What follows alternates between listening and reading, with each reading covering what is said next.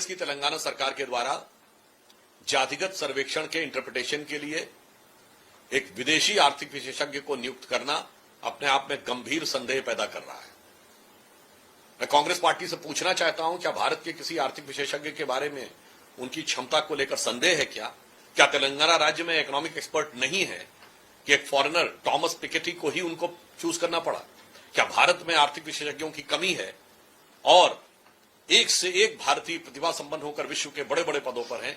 तो क्यों कांग्रेस पार्टी को विदेशी आर्थिक विशेषज्ञ ही चाहिए, वो भी भारत के संवेदनशील सामाजिक आंकड़े का विश्लेषण करने के लिए? कांग्रेस पार्टी से मैं यह भी पूछना चाहता हूं कि भारत का यह संवेदनशील सामाजिक डाटा किसी विदेशी को क्यों दिया जा रहा है?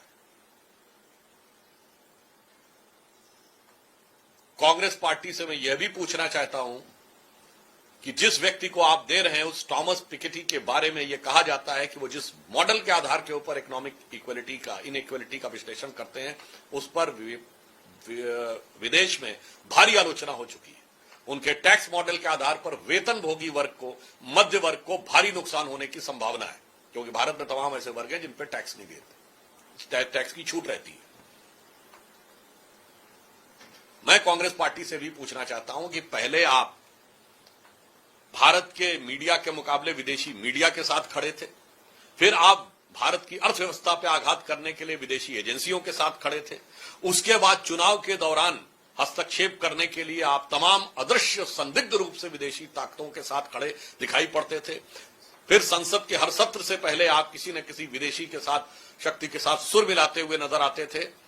अब आप भारत के संवेदनशील जातिगत व्यवस्था के ऊपर एक विदेशी को इन्वॉल्व करके भारत में क्या करने का ख्वाब पाल रहे हैं, हमें इसका जवाब चाहिए। कांग्रेस पार्टी से मैं यह भी पूछना चाहता हूं कि आपको विदेशियों के ज्ञान के ऊपर ही इतना भरोसा क्यों है? ये ब्रिटिश उपनिवेशवादी मानसिकता से कब बाहर आएंगे कि भारतीयों की क्षमता पर भरोसा क्यों नहीं है?